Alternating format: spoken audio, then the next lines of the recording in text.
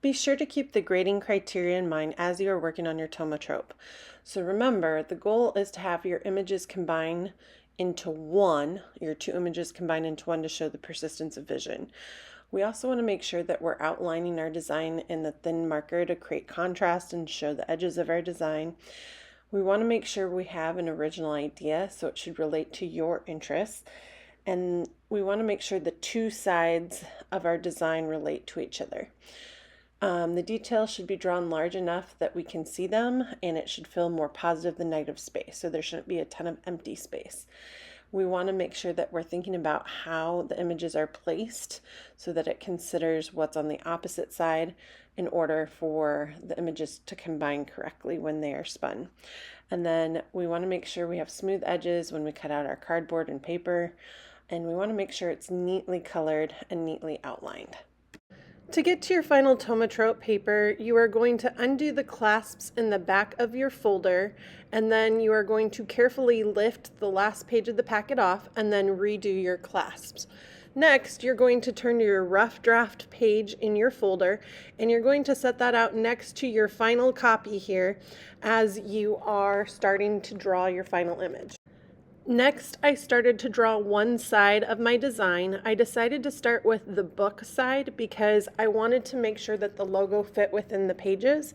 So to me, having the spacing of the book figured out first was most important. After I had the book all drawn out, then I took a pair of scissors and I cut out that part of my design so that I could move over to the light boxes and use them for the second part of my design. I started by placing my book design down first and then putting my final paper over the top, and then I started to draw the second part of my design. If you have trouble seeing the first part of your design, you might need to go back and draw it darker or take a thin Sharpie and retrace it so you can easily see it through your paper. Once I had the golden snitch part of my design drawn out, then I moved into drawing out the letters for the Harry Potter logo, and I wanted to make sure that these were fitting within the pages of the book the way that I had planned on my original sketch. Once I have both of my designs traced, then I am going to take a very thin Sharpie and retrace over my pencil lines with the Sharpie. This helps to create contrast and make it easier to see our details and designs when the Thaumatrope is in motion.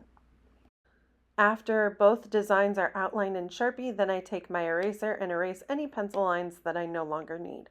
This helps to make my design look nice and neat. And then I need to add color to my design. So for my example, I decided to use colored pencils. I pressed very firmly to make my color look really solid. Please take your time, stay in the lines, make it look nice and neat. You may also work with marker to fill in the areas of your design as well. Keep in mind, if you have a lot of small details, the colored pencil might get into those smaller areas more easily.